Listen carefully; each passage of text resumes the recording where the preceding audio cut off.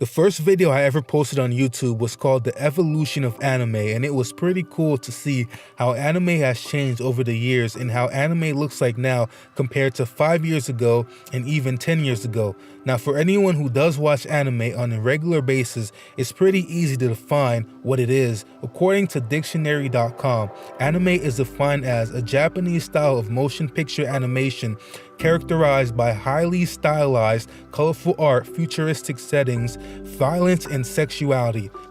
Now, to a regular person that doesn't watch anime or even know what it is, it's gonna be pretty easy for them to mistake it for just as cartoons, but obviously it's not. Now, if we go back to dictionary.com and look up the definition for a cartoon is defined as a sketch or drawing, usually humorous, as in a newspaper or periodical symbolizing some action, subject, or person of popular interest. Now, if I were to ask you what the difference between an anime and a cartoon is, I bet most of you would say Japan, Japan, Japan. And that's true. The main difference between an anime and a cartoon is that an anime is from Japan and a cartoon is not. But there are 3 other things that make them very different. The first one is the content within an anime is very different from that of a cartoon. It's pretty common that you see things like gore, nudity, and violence in anime a lot more than you would in a cartoon. Cartoons tend to be more funny and geared towards children, and anime tends to be more geared towards teens and adults, but obviously this does not apply in all situations. There are adult cartoons out there that have been really popular for a really long time, and there are adults out there who watch cartoons. I have a pretty good example of this. I'm nearly 20 years old now, and I can say that I watch anime regularly, but cartoons, yeah, not so much. But about a year and a half ago, I kept on seeing this particular cartoon keep showing up on my Twitter timeline.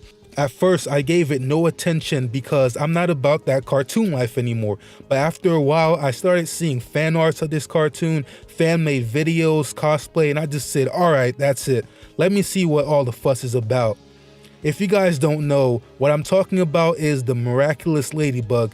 Now, if you're a viewer right now, I'm guessing you have either one of these 2 reactions. The first one is, what the fuck is that? It looks like it's for little kids. Or you're the biggest fan in the world and you've seen every single episode of this show. Now, I had extremely low expectations when I went to go watch it, but somehow, some way I ended up really liking it and watching all of the seasons and episodes. Now, obviously it's a show for kids and some things I do find cheesy, but it was very addictive to watch. So that's just an example of how regular cartoons can pull in adults as well. Now, the other thing that makes animes and cartoons different is art style. Now, the thing about art style, whether it's in anime or cartoons, is that it's different from show to show. It's not like anime have the same art style and cartoons all have the same art style. Each style have their own category and those categories have their own subcategories. But with that being said, you should still be able to look at an image and tell if it's an anime or cartoon based on its art style. Some of the popular art styles in anime include the kawaii art style. This type of style in anime is some of the newest in the last decade. In the 1990s or before, there was no such thing as the kawaii art style. Then there's realistic art style. Anime like Psycho Pass, Monster, and Durara all fit into the realistic art style. Realistic art styles involve a dark theme. It doesn't have to be the traditional colorfulness that most anime have. It has a gloomy feel to it. Now, there's a bunch of other art styles in anime that I could go into, such as the beautiful art style, the chibi art style, the shitty CGI art style, and the ecchi art style, but most of them are pretty self-explanatory. Now, as you could have probably guessed, cartoons have art styles too. Now, there's 1,000 different cartoon art styles. If I were to go over all of them, this would be YouTube's longest video. So I'm just gonna talk about my favorite art style. It's called Cal Art style. Have you ever noticed that cartoons like Steven Universe, The Amazing World of Gumball, and Gravity Falls all look strangely similar? Well, that's because they all have the same art style. It's called Cal Arts.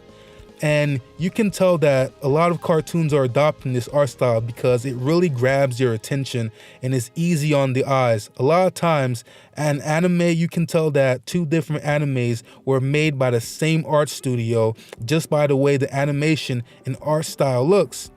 Creators tend to see this as a signature. They want people to go and watch the anime and be able to tell that it was made by them. Now, something that was inevitable to happen is that anime and cartoons are getting more and more inspired by one another. Take the case of Avatar: The Last Airbender or Avatar: The Legend of Korra. Now, in these shows, the anime influence is clearly there, so much to the point that many people classify it as an anime. The art style, the plot, and just the feeling of the show in general has a very anime vibe to it. But I'm here to break the ice for those who don't know. The Last Airbender is not an anime. If it wasn't made in Japan, then it's pretty much impossible for it to be an anime.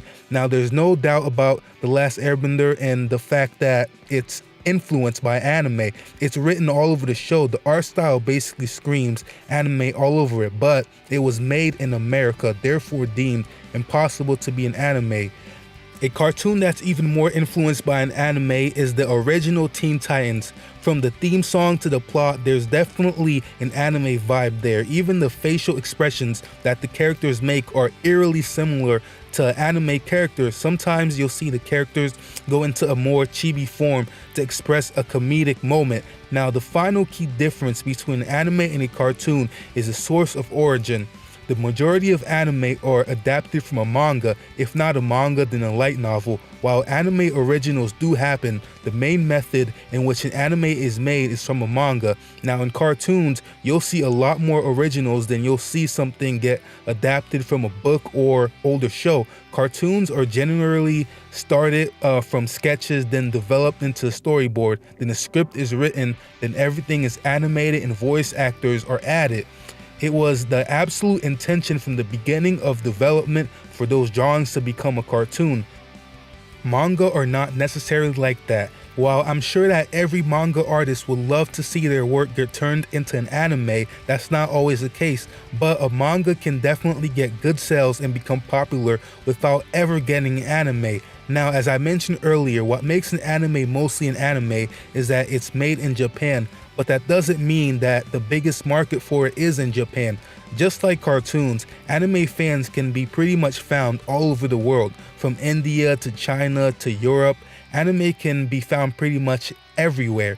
In America especially, anime has slowly started getting rolled into mainstream television. Toonami was a very popular anime segment on Adult Swim that aired a couple of years ago and recently has had a return.